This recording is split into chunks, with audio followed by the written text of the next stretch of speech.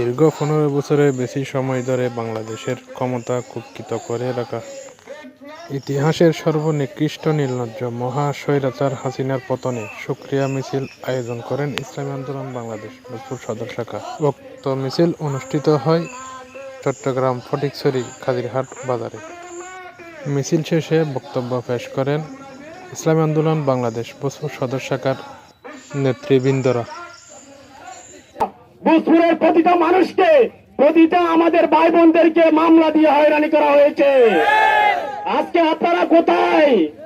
এই বাজারে অনেক ব্যবসায়ীকে দাঁড়ি দিয়ে তার দাড়ি টেনে তারা অন্যায় ভাবে তাদেরকে লাঞ্ছিত করা হয়েছে, আমি দেখেছি লাইভের মধ্যে। আমাদের ছাত্র অপসম্য ছাত্র আন্দোলনের মাধ্যমে আজকে এই সংখ্যাবে পতন হয়েছে। তাদের সাথে সর্বাক্ষণিক সহযোগিতা করেছেন সর্বস্তরের রাজনীতিবিদ এবং বিশেষত ইসলামী আন্দোলন বাংলাদেশের নায়েব আমির আল্লামা সৈয়দ ফয়জুল করিম শেখ চরমোনাই। উনার নেতৃত্বে ছাত্র সমাজকে, যুব সমাজকে, বৈষম্য ছাত্র আন্দোলনকে আরো ত্বরান্বিত করেছে।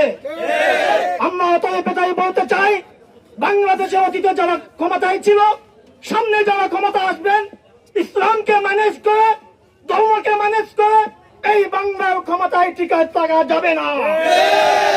আমরা আজকের এই মিছিল থেকে তাদেরকে সতর্ক জানাই, তারা যেন যে টাকা পয়সা সম্পদ আত্মসাৎ করেছে তারা যেন তাদেরকে ফেরত দেয়। আমরা ভবিষ্যতে আর এরকম স্বৈরাচারীর গোলামদেরকে এরকম ভোজপুরের মধ্যে আমরা আর সুযোগ দেব না ইনশাআল্লাহ।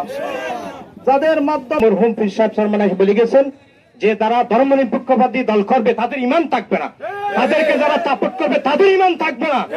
এই জন্য আওয়ামী লীগকে আমরা হুঁশিয়ার করে বলতে চাই, বাংলার জমিন থেকে তোমরা তওবা তিল্লা করিয়ে যদি আওয়ামী লীগ সমর্থক দলকে ক্ষমতা করতে পারো না, তাহলে তোমাদেরকে চিহ্নিত করে আইনের আওতায় এনে তোমাদেরকে বিচার করা হবে। তোমরা আইনের নামে শোষণ করছো। ইসলামী আন্দোলন ভোজপুর সদর শাখার সকল নেতৃবৃন্দ বক্তব্যের মাধ্যমে বিভিন্ন বিষয় তুলে ধরেন এবং সুন্দর সমাজ গড়ার আহ্বান করেন।